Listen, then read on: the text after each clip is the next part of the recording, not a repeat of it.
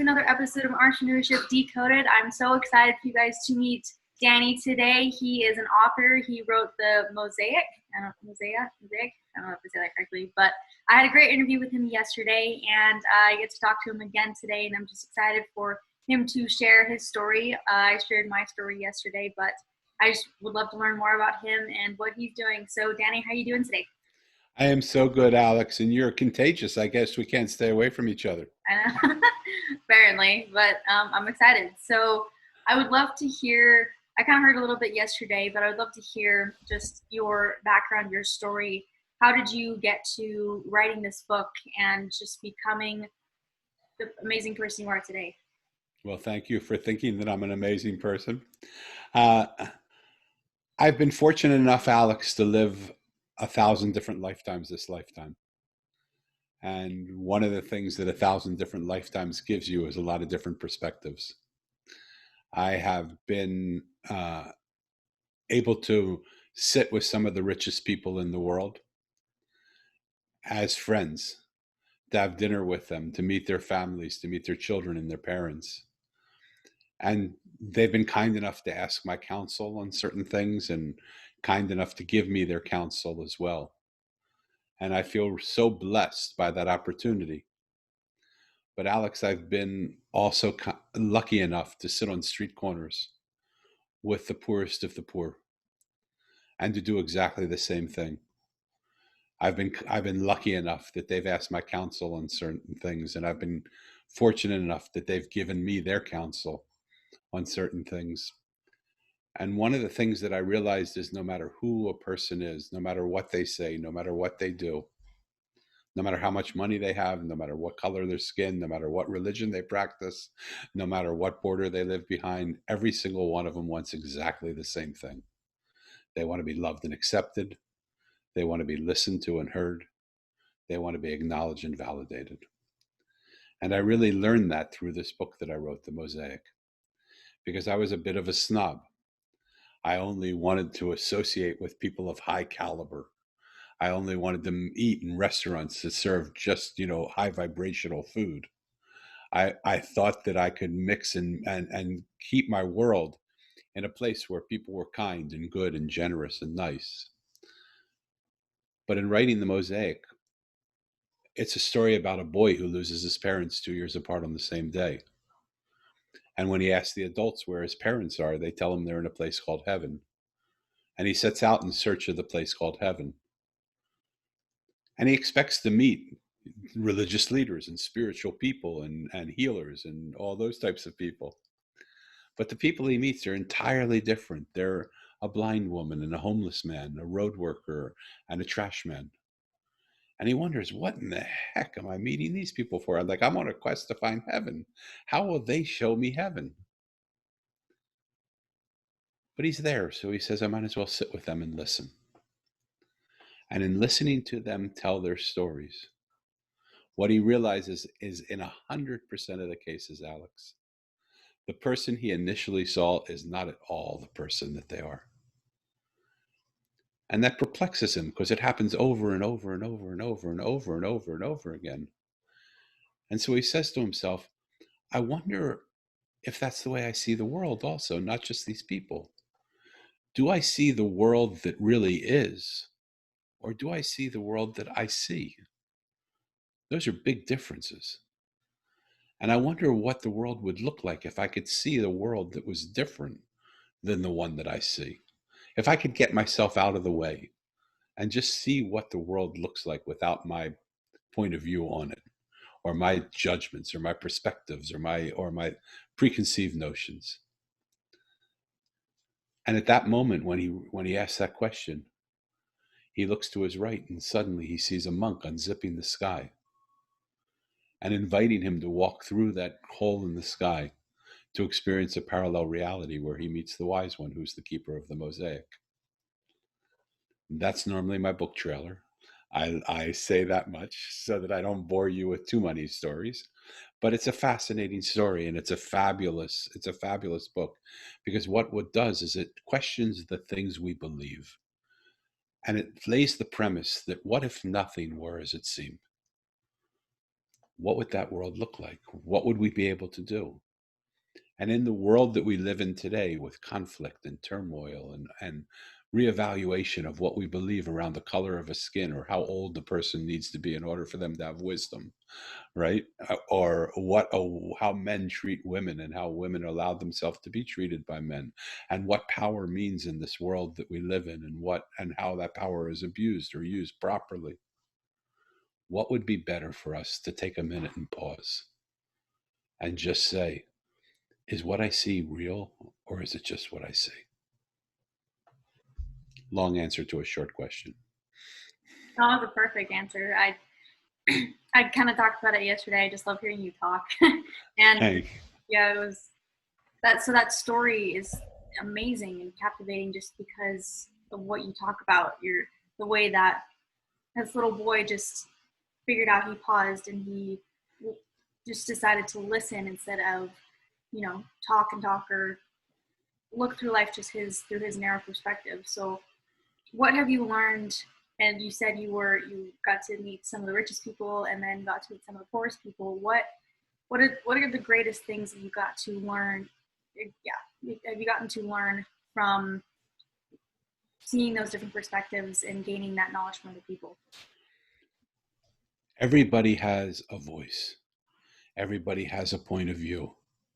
Everybody, given the space to say what they believe, no matter how young they are, no matter how old, no matter what color their skin, no matter what religion, no matter what political party they belong to or not.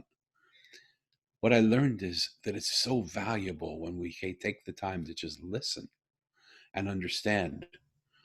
I was talking to a woman today because I'm doing this crazy thing of you, which you were a part of, which I thank you so much for being, which is 50 conversations with 50 strangers. Because I thought, when I finished the mosaic, I made a decision that I was going to go out on the road, and I was going to do exactly what Mo, my main character, did. I was going to go and sit on street corners with people and listen to them. I was going to go to government buildings and listen to politicians. I was going to go to hospitals and listen to doctors and patients. I was going to go to jails and listen to prison inmates. I was going to go to social services and sit with homeless people. I was going to go to Black Lives Matter and listen to them. I was going to go to white supremacists and listen to them. I was going to go to born again church people um, and abortion people and just listen to all the points of view. And I set a line in the sand to go out March 1st. And Mr. COVID came and said, ha ha ha. And I think he and she are still laughing at me now. So really what I have to do is just take the conversation viral here online. And what's happening is I put out some messages to people saying I can't go out, but I'd love to have conversations with you. And I got crickets back. Nobody said anything. But when I put up this idea of 50 conversations with 50 strangers, I've been having 8 conversations a day. And I'm about running out. I have to probably put one more post, but I'm probably at about 40 conversations already. And I don't see any reason to stop at 50. I'll probably have another 50. And what I'd like to do is at one point put them all edit them down a little bit and put them into a documentary that I could say, these are the voices of the people that, when given a chance to speak, listen to what they say. And look at how much wisdom we have all around us. There is so much power in the art of listening. And I really just want to create a revolution of listening. Can I tell you one more story? I have the biggest gift I've been given is my daughter. I love that girl more than anything in this world. And I know every dad loves his daughter and every daughter loves her dad. And I know that there's some sort of relationship there, but she and I have gone through a lot together. You see, because she's developmentally delayed. And I, of all people, would never have been the person that I thought would be able to do what I'm doing here now. I didn't have the patience or the bandwidth. I'm a guy. I'm not used to having to do these things. I said to my wife when she was born, I'll love her till the end of time, but I will never change a diaper. She's 30 years old and she still doesn't control her bowel. My wife passed away when she was 8 years old. So I've been changing diapers for a lot of years. And I never thought I could do it. But that isn't what I really learned from her. What I learned from her is that when she speaks, she's not able to have a conversation like you and I are having now.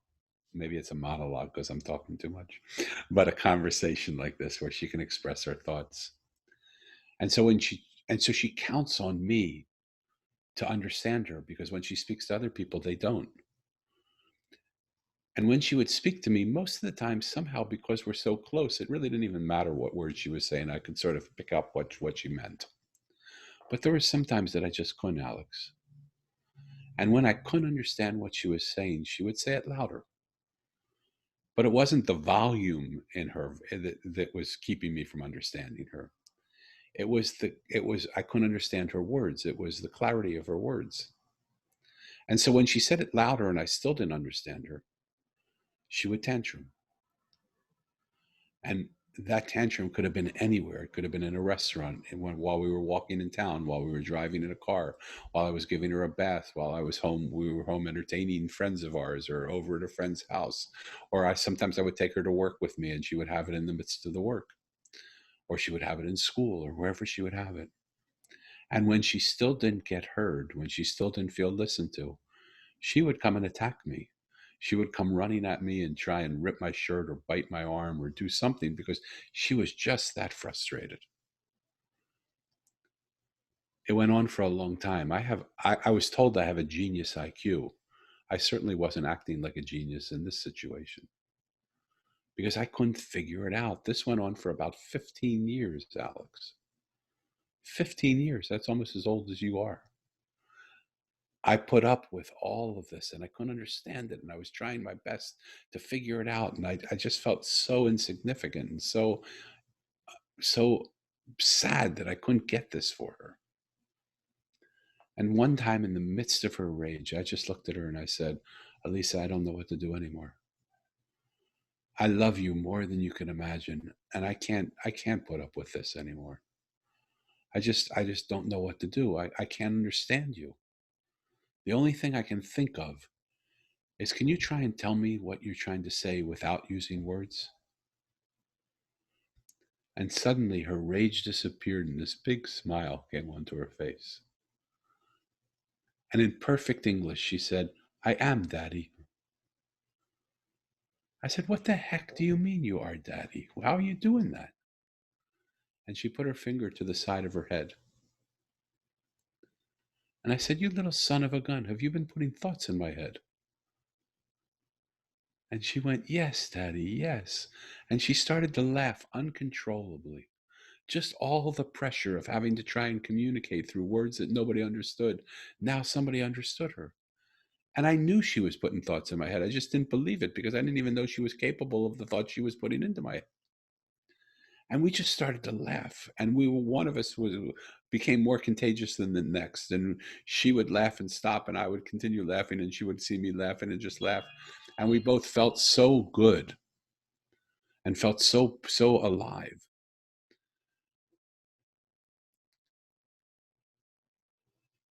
And from that point on, she never tantrumed. She never screamed. She never attacked. Now, Alex, if the story would have ended there, it would have been a beautiful story. It would have changed my life. I would have been so happy, because it gave me a vehicle to understand.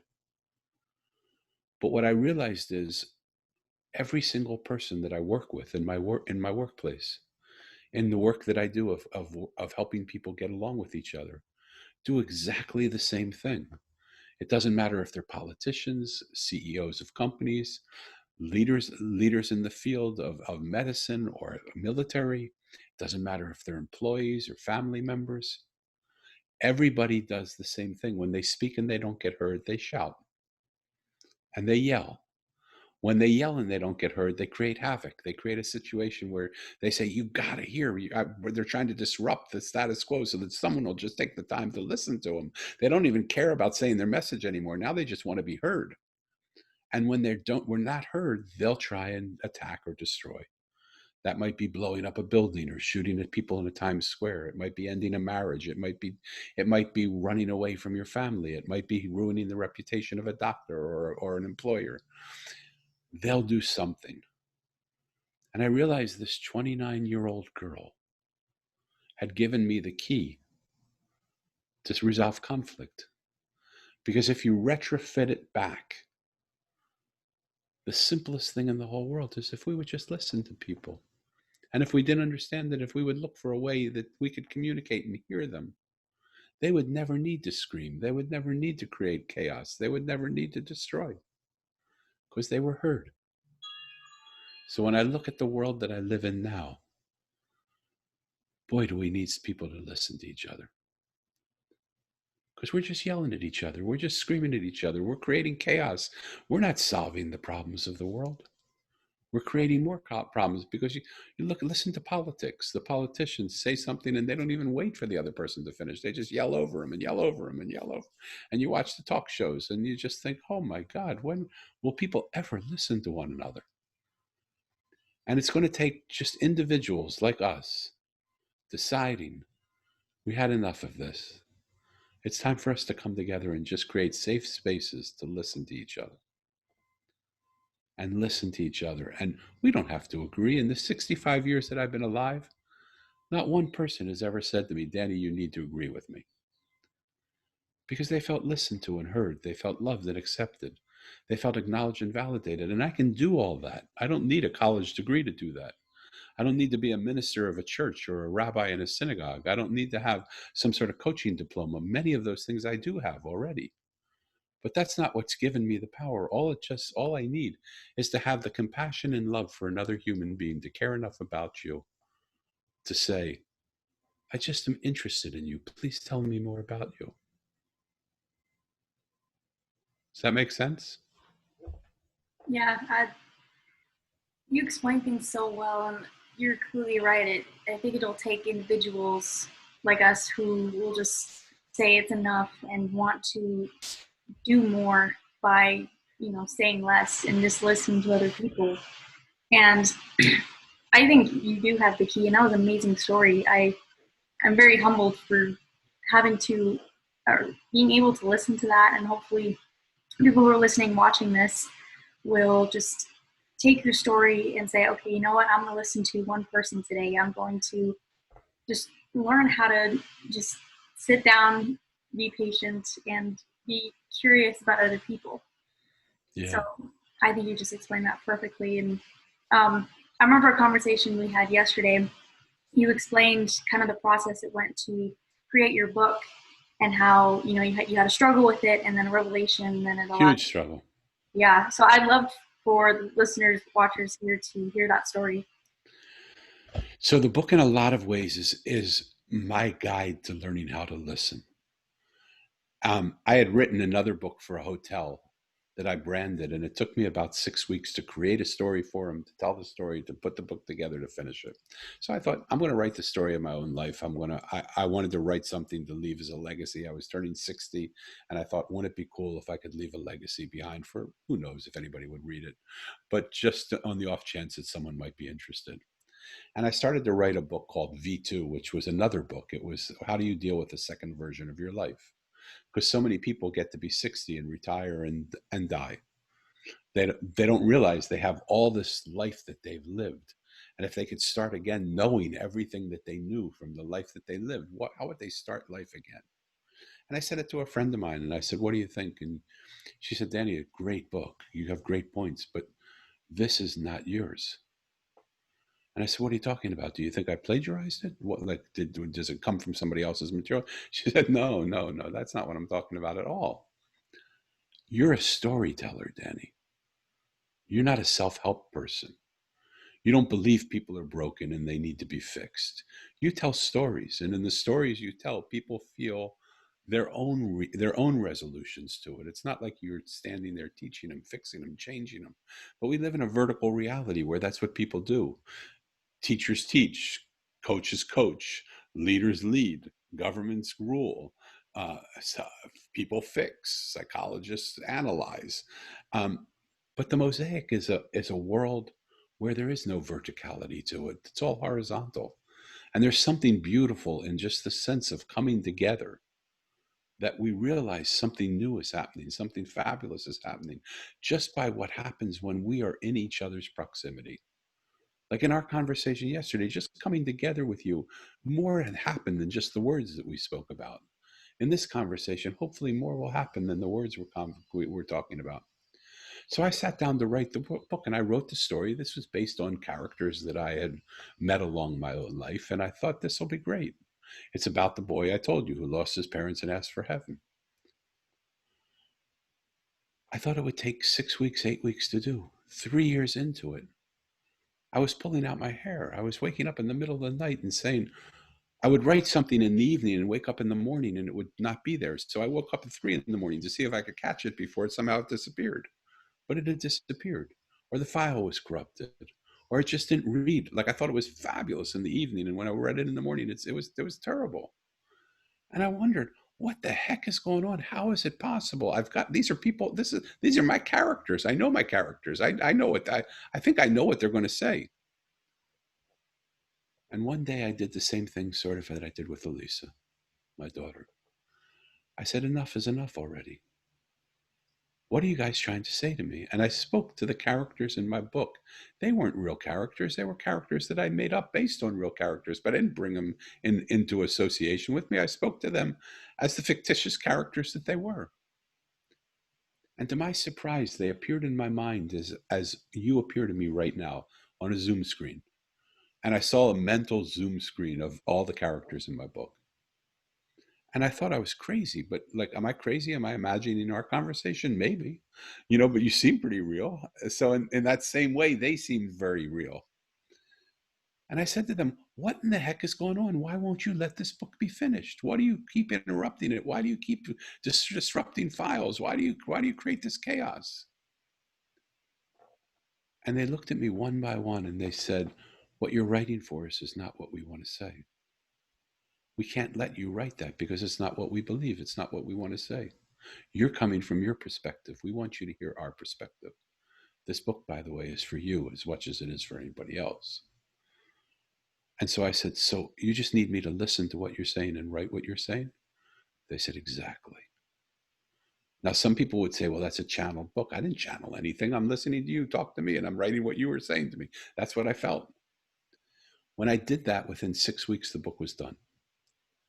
And now when people sometimes interview me, they'll read back to me parts of a chapter that I wrote.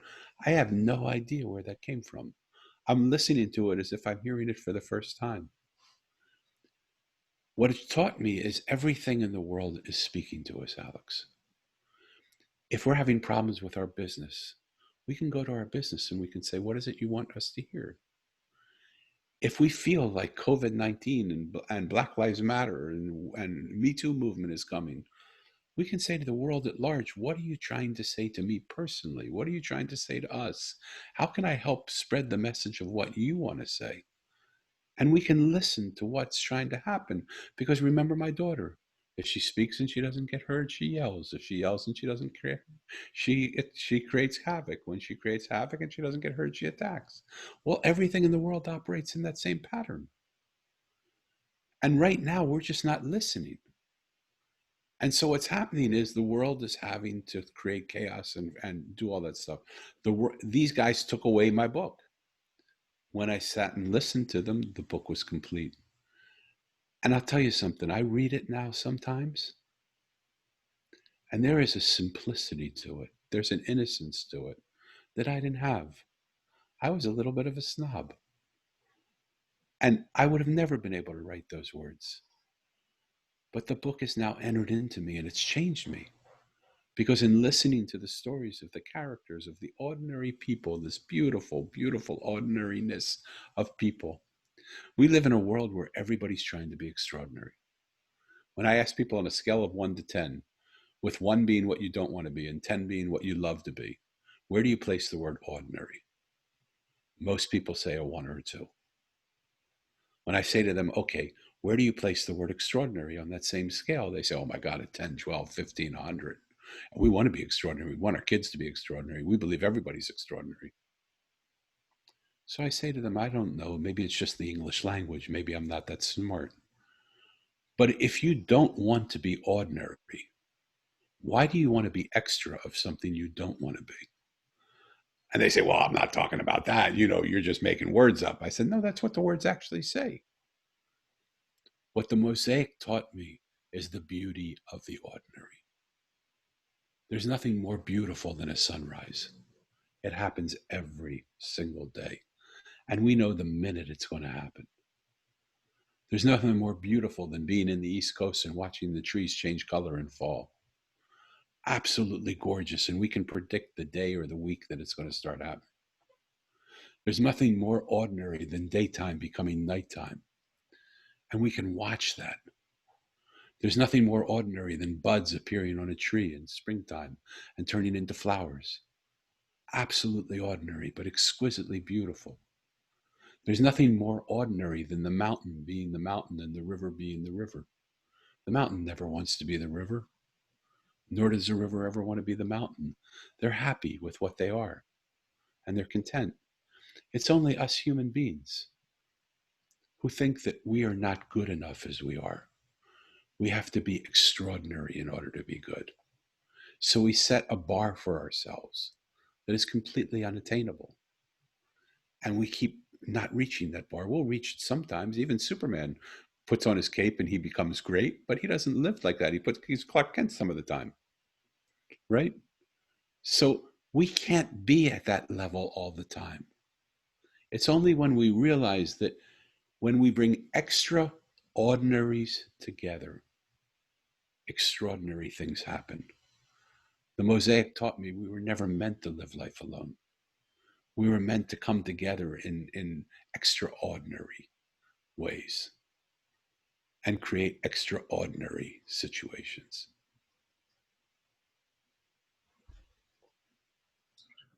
That that basically blew my mind. So I think you're completely right, though. Just the word extraordinary. Most people put a different label on it, but it's literally the same word. You're just putting extra in front of it, so it's just more of ordinary. So Yes. I think And it's so simple. When it comes down to it, what I like about it is it's so easy to understand.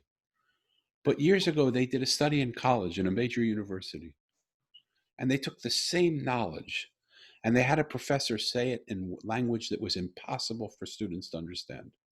It was just very complicated, very intelligent, very convoluted, very, very hard. The thoughts were hard to grasp. And then they took us, and they took another professor in the next class and said, he made it as simple and as easy for people to understand. It almost seemed like just too easy to understand. And they took a poll and they asked the students which professor was better prepared, which class did you learn more from. Some huge number, like 85% of the people said the one that they couldn't understand had to be better prepared. It had to be more, it had to be smarter knowledge. And how can that be? We sort of think if it's simple, it's simple. But if it's simple, the hardest thing in the world is to take complex ideas and make them simple, make them understandable to kids. Because when we can do that, then everybody can do it. Everybody can understand it and live it. What am I saying? I'm not saying anything revolutionary. I'm saying, gosh, we got 2 ears and 1 mouth.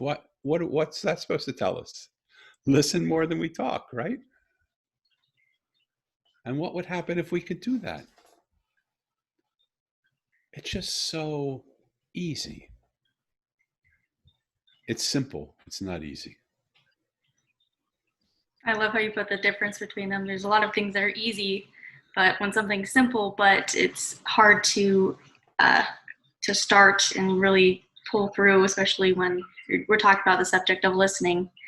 I think that's exactly the point. It's not easy. It's simple, but a lot of people don't want to do it because it takes a lot of people to stop what they're doing or really even changing the way that they are, even just like the slightest bit, to allow other people to be who they are. I love that. Well, you gave me so much hope yesterday in our conversation, because when I look at the world and I see the trouble the world's in, to know that there are people like you that are coming into it with the intelligence you have and the drive you have and the ability that you have and the determination you have and the curiosity that you have, it gave me hope that the world's in a good place. So thank you for that. Well, thank you.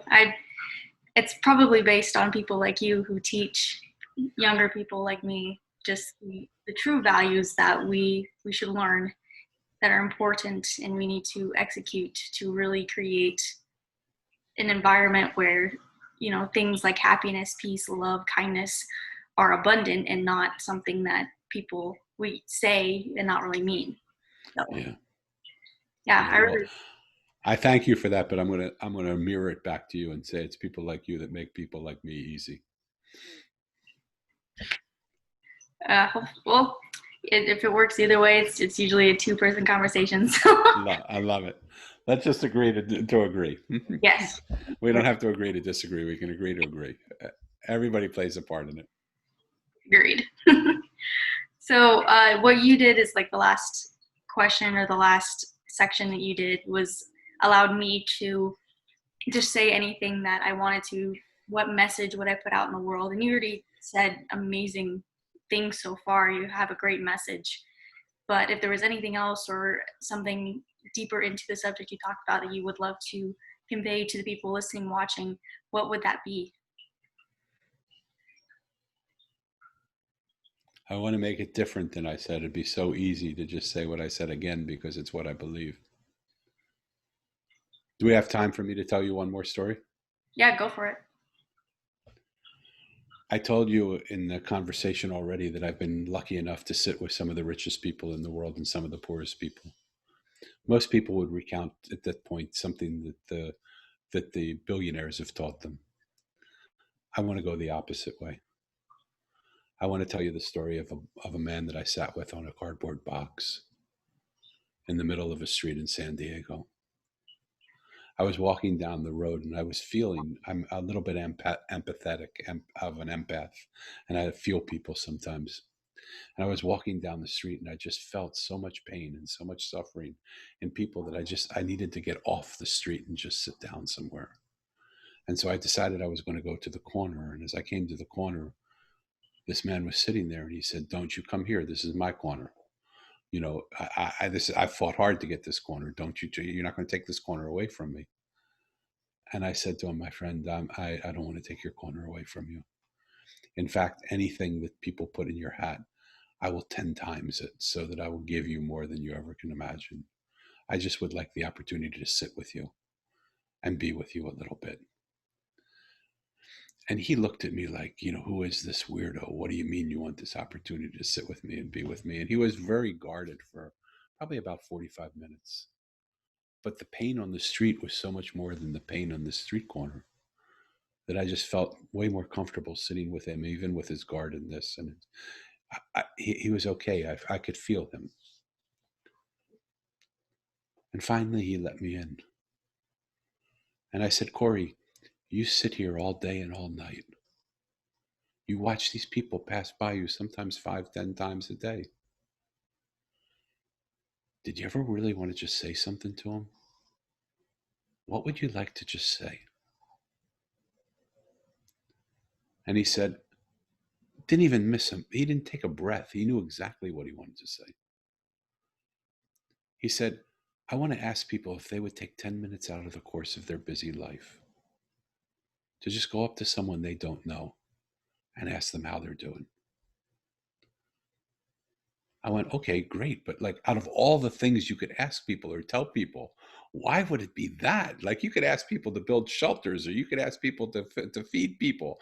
Like you could ask people to end wars. Why would you just want people to spend 10 minutes out of the course of their day to be with each other?" He said, "I know it sounds sort of stupid, right? But the life of a homeless man is not an easy life. Our work is not easy work. We sit here at the mercy of the world around us. And one day, about 3 months ago, I had a particularly bad day. People came and would walk by and they would punch me or kick me. People would spit on me. a group of kids came by and just decided they would have fun by beating the hell out of me.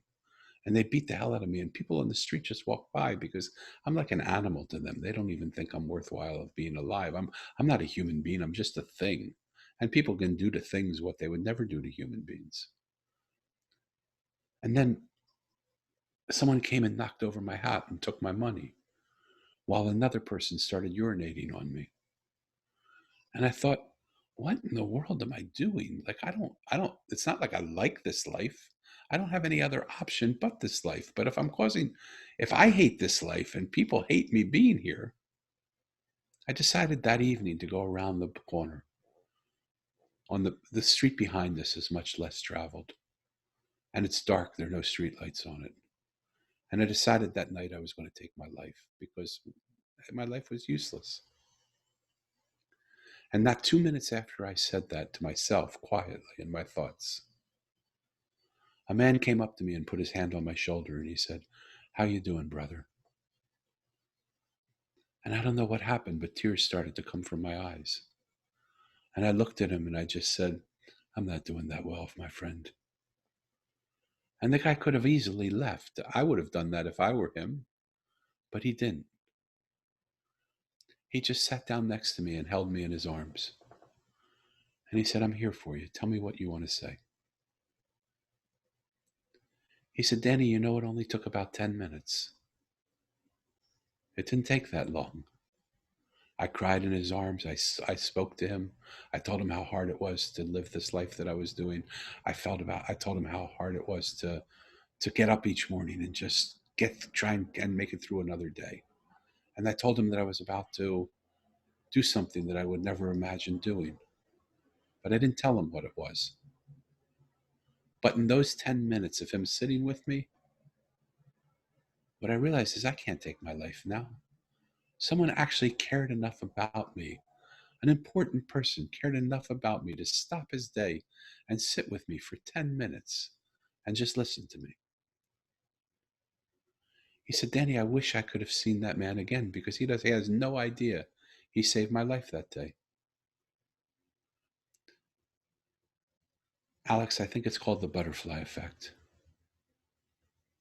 But Corey has no idea how many people I've told his story to, every call that I'm on, every podcast that I go on, every speech that I give, every group that I speak in front of, every workshop that I give, I tell his story. And by now, millions of people have heard his story.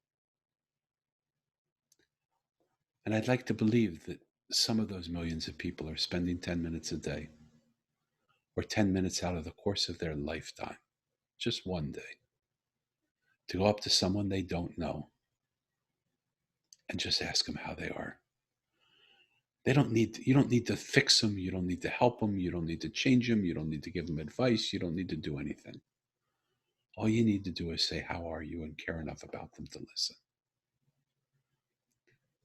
If we could start a revolution of listening, if we could call it the 10-minute revolution, where we were just to spend 10 minutes with a person and we were just to allow them to speak to us and tell us how they feel. That's why I'm doing 50 conversations with 50 strangers, because I wasn't able to go out on the road. But I will continue to do it the rest of my life, because 10 minutes out of the course of a day is not a lot. So in honor of Corey, I would like to ask anybody and everybody who's listening, do you have 10 minutes to care enough about another human being, especially one you don't know, to ask them how they are? And if you do, how about adding another 10 minutes on somewhere in the course of the week to ask someone you do know how they're doing? In your business, why don't you ask the people who ship your products, or who clean your floors, or who deliver your packages, or who get you lunch? Why don't you take a minute and just take the time to say, "How are you?" In our world, we say, "How are you?" and we say, "Fine," and we think that's enough. Ask again, because we know you're fine. But when you care enough about somebody to ask, "Really, how are you?" fine won't be what they say, I guarantee you. There'll be a little bit of more of a story involved. That was amazing. I think that's the best way to end. And I will try to continue spreading Corey's story, because if millions of people have heard it, and like you said, even if there's like a percentage, 1% of those people who do something about it, take action, then I think what your hope of, just one person talking to another person, it could turn into 10 people talking to 10 strangers, and then so forth. It could go to like 1 billion people talking to 1 billion other people.